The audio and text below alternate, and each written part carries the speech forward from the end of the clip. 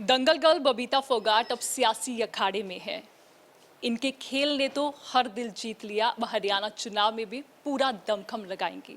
वैसे एक समय था जब ये खट्टर सरकार के खिलाफ हाई कोर्ट गई थी, लेकिन अब पूरा गुणगान है जनाब हरियाणा में चुनाव है।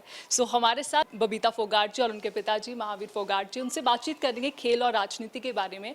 सबसे पहले राजनीति का सवाल कि टिकट कहाँ से मिल रहा है आपको? देखिए, वो तो फैसला पार्टी को लेना है और पार्टी जो भी मुझे दिशा निर्देश देगी मैं उसको जिम्मेदारी के साथ निभाऊंगी। पर कुछ चर्चा तो चल रही होगी, आपकी क्या पसंद है?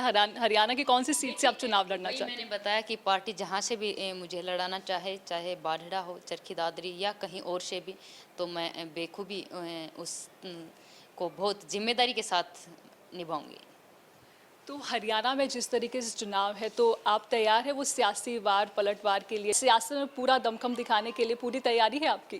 बिल्कुल, वही जोश, जुनून और जज्बा आज मैं पॉलिटिक्स के अंदर भी लेके आई हूँ और उसी जोश के साथ मैं आगे बढ़ रही हूँ।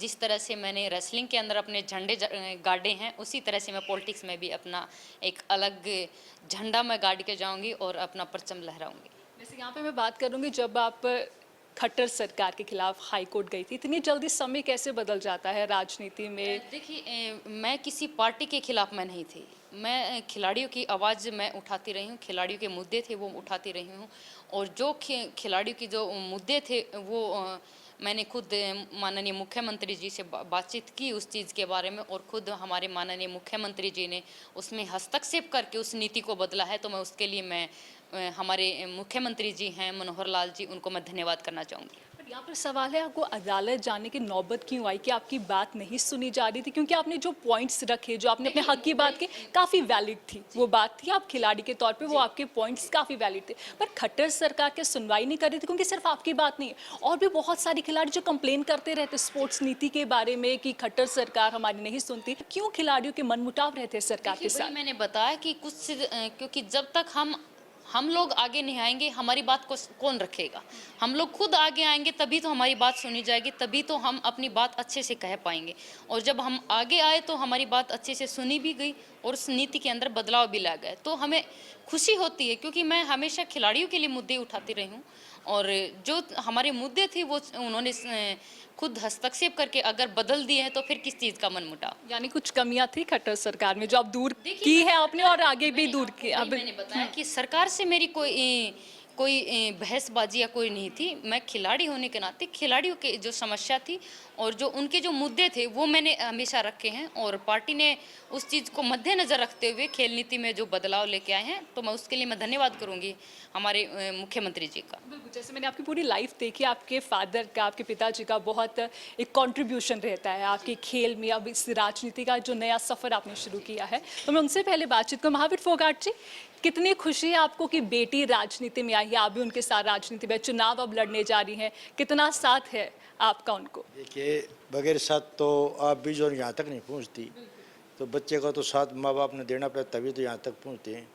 तो मेरे को तो खुशी होनी थी कि मेरी तो बेटी जो है तो राजनीतिक में ऐसा था कि पहले तो मैं भी था राजनीतिक में, मैंने चुनाव भी लड़ा था, लेकिन उससे बढ़कर जो है मेरी बेटी करती है तो मुझे तो खुशी होनी थी और जो सारे परिवार को गाँव को खुशी है। तो बीजेपी ही क्यों? मोदी की पार्टी ही क्यों? नरेंद्र मोदी की पार्टी बीजेपी ही क्यों? देखिए, पहले मैं जेजेपी में इंडियन नेशनल लोक दल, फिर जेजेपी में था और राष्ट्र स्टेट का बॉडी का मैं प्रधान था। लेकिन जो पुलवामा हमला हुआ, जो न बीजेपी पीएम मोदी ने जो तुरंत उसका जवाब दिया, फिर तो 370 35 ए जो धारा 28 है, ये जन जो यही जो मोदी जी जो जिन्होंने हटा दी ना, कोई भी देश का प्रधानमंत्री इस धारा को हटा नहीं सकता था।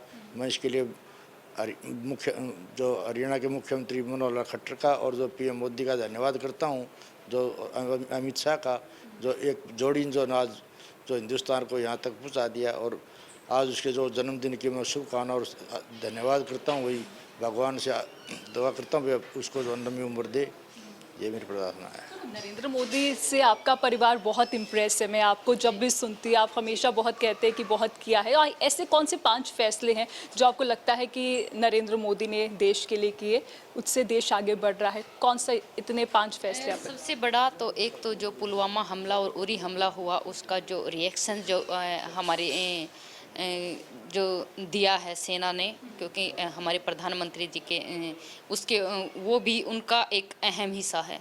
दूसरा 370-35A हटाना, जो कि हमारे कश्मीर मुद्दा हमारे सालों से अहम रहा है, और उसको कोई ये हमने सुना कि हाथ भी नहीं लगा सकते, और उन्होंने वो पलट के दिखा दिया है, वो करके दिखाया है।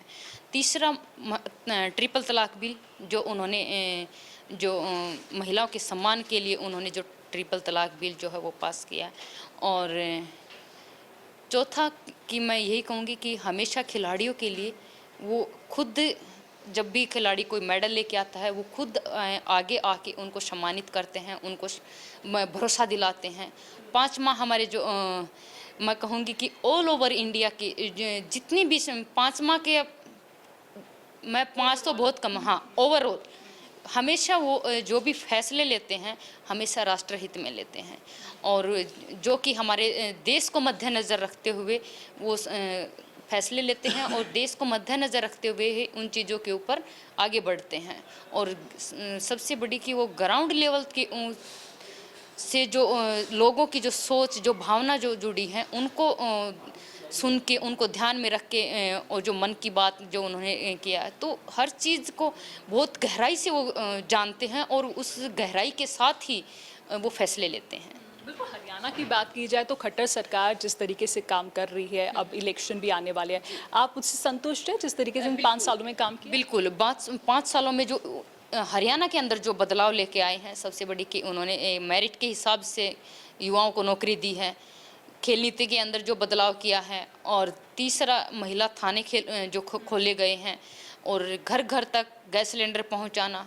और अभी हमारे प्रधानमंत्री नरेंद्र मोदी जी का जन्मदिन है, तो सबसे पहले तो मैं उनको बधाई देना चाहूँगी आज कि हमारे प्रधानमंत्री जो सबके लोकप्रिय नेता जो हैं, और सर्वश्रेष्ठ प्रधानमंत्री हमारे रहे हैं, और मैं उनको भगवान से यही दुआ करूँगी कि लंबी उम्र दे और स्वस्थ शरीर दे, और ऐसे ही हमारे देश को उन्नति और प्रगति के मार्ग पर लेके जाएं, और हमें ऐसे ही गर्व महसूस कराते जाएं। हरियाणा की बात करें तो खट्टर साहब को गुस्सा बहुत आता है, विपक्ष भी यही कहता है कि खट्टर साहब गुस्सा, अहंकार सेहत के लिए हानिकारक है, तो गुस्से पे लगता नहीं उनका गुस्सा जो है इलेक्शन में भारी पड़ सकता है? देखिए, आप मेरे को तो, मैं जितनी बार भी मिली हूँ, हमेशा एक बेटी की तरह उन्होंने मुझे प्यार दिया है।